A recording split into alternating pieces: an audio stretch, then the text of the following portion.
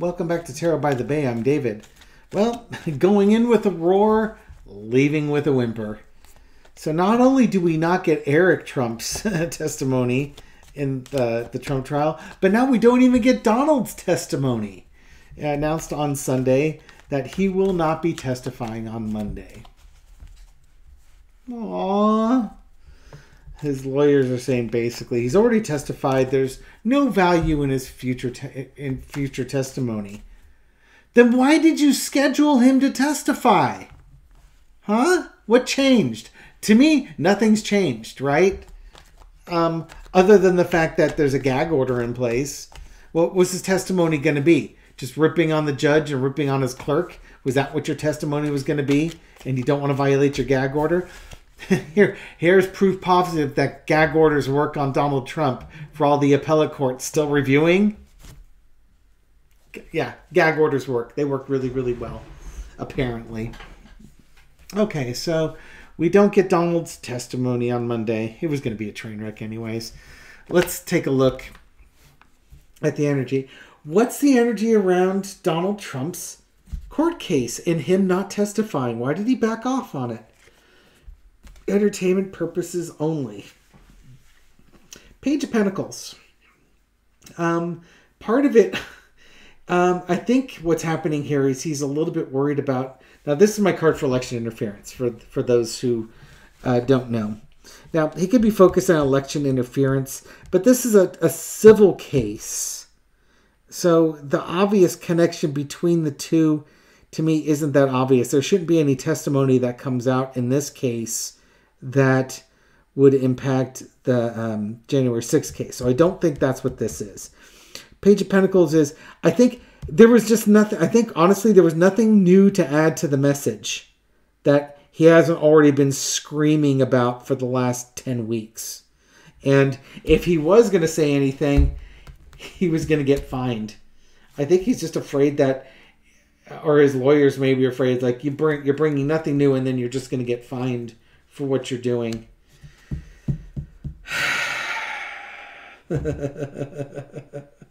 His lawyers might actually finally be understanding that there's some self-preservation that needs to occur here for themselves.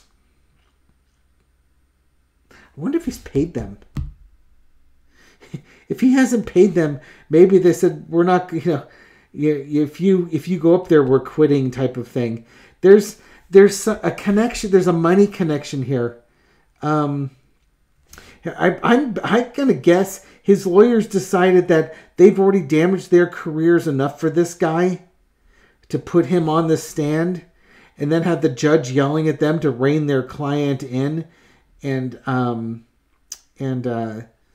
hit them with sanctions. That could play a part in this. I wonder if that's playing a part in this. Interesting. I mean, Trump's already lost this case. He's already costing himself hundreds of millions of dollars, and his testimony wasn't going to change that at this case. Things changed quickly. The messaging changed quickly on this one.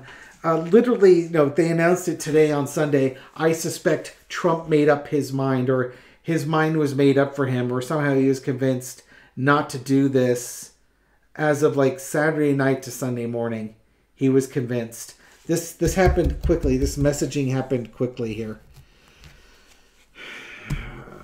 Again, he's claiming it's all a witch hunt and that Joe Biden forced this case through and a bunch of stuff. In the past, we've got the Empress. I'm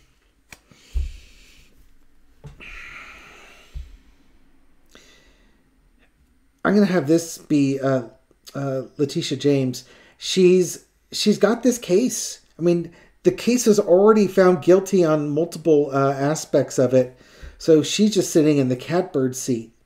And she had a really funny comment saying that even Donald Trump's experts basically proved her case and forwarded her case for her. This could also be Donald Trump being cheap, not wanting to pay his lawyers an extra day in court. But yeah, Letitia James plays a role in this. Because she's got this case locked up. Trump, I think, realizes this case is over. That there's nothing more he can do. him going on the stand tomorrow was just going to, it wasn't going to make him feel any better. This case is over with, and I think he's realizing it. So again, him not going up tomorrow might just be a way to not pay his lawyers for a day. He might be upset. I saw something on this one. His expert, that New York professor that came up and testified for him. I was watching a TikTok on this. Some guy was saying that he put 650 hours into the case at like $1,350 an hour. Got paid like $800,000 to basically lie for Donald Trump. And the TikToker said, "You know what? If he paid me $800,000, I'd tell people he was the best looking president and the healthiest, most fittest president ever." Everybody's got a price, right? So I think Trump he's tired of spending money on this case and tired of spending money on these lawyers, and he just wanted it done. He knows it's over with. He's going to have to basically rely on appeals at this point. Overarching energy is the Page of Cups. He's got some screwed up logic that he's doing. For somebody who never surrenders, he's sure surrendering in this case. But he's got this odd thinking. There's something that's going on. He just may not be right in the head. You know what? He may not be right in the head. This mental decline that he's in, this cognitive decline, might be advancing and going in front of the trial for the whole world to see in a civil trial. Watching him be a Looney Tune is not good for his political future. Oh, this might be just a political future case. Yeah, he might be doing this just because the optics are going to look bad. Yeah, he's looking at the next things coming down the line. He's worried about things in the future and how this case is going to impact those things. So again, this could be something as simple as he realizes this case is lost, and without a jury there, his performance would be wasted on this judge. And his performance might be really, really eye-opening to people who are in an information bubble and don't see the craziness that is Donald Trump on full display. So he's already moving on to other things. Maybe the appeal on the election, so on and so forth. The outcome is the justice card. Yeah, it's almost, I think the January 6th case really has his attention. I think he's rolling over on this case, maybe to win it on appeals or something along those lines. But he's really concerned about this case coming up in March. This case coming up in March, with the insurrection and the MAGA folks and Jack Smith and the Justice Department coming after him, I think that's weighing a lot more on his mind, and it's almost like he wants to put resources into that and not keep throwing good money after bad with these lawyers for this civil case. It's a little bit of a confused reading on this one. And again, it might be that he's in a mental state of confusion or something along those lines, and it's muddying up my readings. How dare he? All right. This case is going to go to the judge. The ruling's not expected until January of next year. And we already know that Judge Engoron has already ruled that Trump has committed, years and years and years of business fraud. How is Judge Engoron going to rule on this case? How is Judge Engoron going to rule on this case? All right. Entertainment purposes only. What's that ruling going to look like? Okay. He's looking at all the factors. I think one of the biggest things he has to look at is the overseas transactions, especially with like Deutsche Bank and such.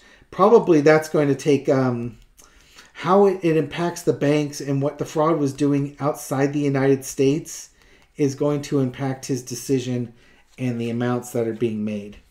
It looks like he's going to approach this in a very mature and legal manner. Is that upside down? Yeah. He's not going to make a rash decision. He's not going to charge in and say, this decision. He's going to take his time. He's going to think things through because he doesn't want his decision challenged when it goes to the appellate courts. It's going to get challenged anyways. He doesn't want it overturned. So he's going to take his time. He'll take longer than he really needs to on this one. But he's going to be looking at everything and making sure that he's taking all things into account. Again, the Letitia James card here.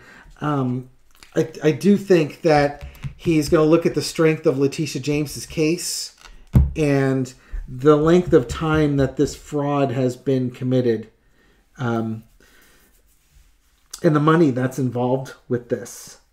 So, yeah, obviously he's going to be ruling against Trump, but this is kind of what's going on. And again, there's a lot of money. A lot of money in this thing here. So, I think when I've thrown on this in the past, I always get the feel it's like $500 to $600 million. It's going to be more than the 250. And it might be too early to read on that one. But Spirit, if you would, roughly, how much do you think Judge Engeron's going to rule the fine to be on this court case? How big will the fine be for Judge Engeron's ruling in this court case?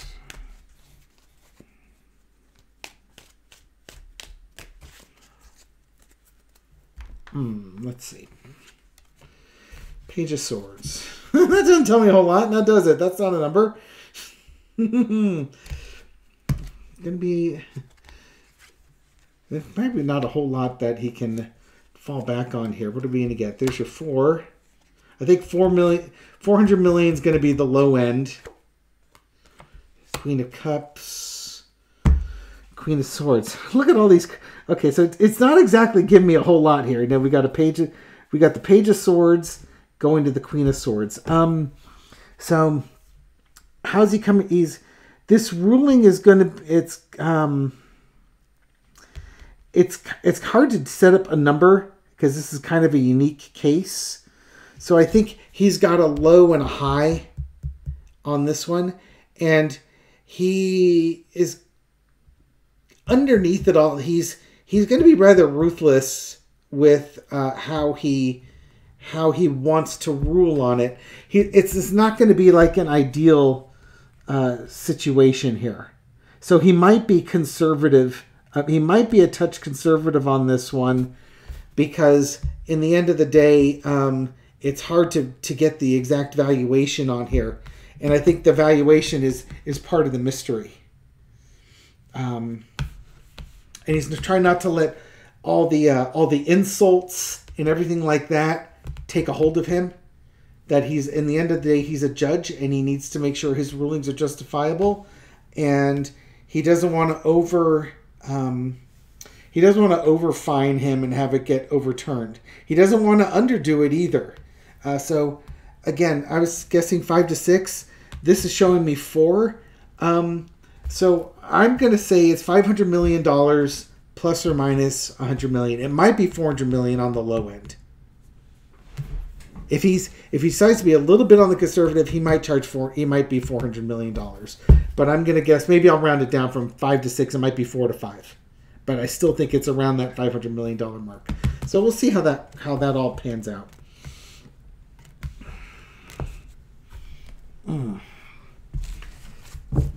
Donald Trump not testifying. Totally ruined. Well, it didn't ruin. I was going to throw on him and his testimony today anyways. But instead of predicting what the energy was going to be like, now I have to project or read why did he bail out. So, yeah, Judge Engeron I'm going to guess a basement of $400 million.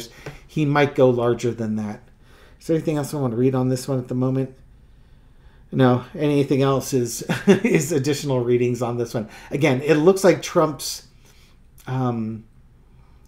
his heart's not in this one. That it's lost and he's moving on to the next thing. Well, he's going to move on to the appeals, and then it really looks like, you know, the January 6th case is coming up in less than, what, 3 months? Coming up in 3 months?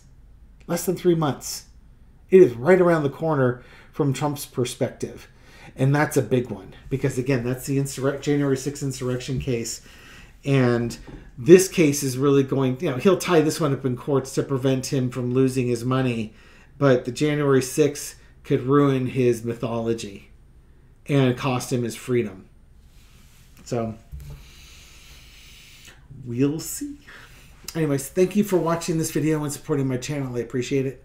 Thank you for all your kind words and your likes and your shares and everything you do to feed the YouTube algorithm so that this video makes it out to a wider audience. To newer viewers to the channel, welcome to the channel. I hope you found this reading insightful, and I'll catch you on the next one. Take care.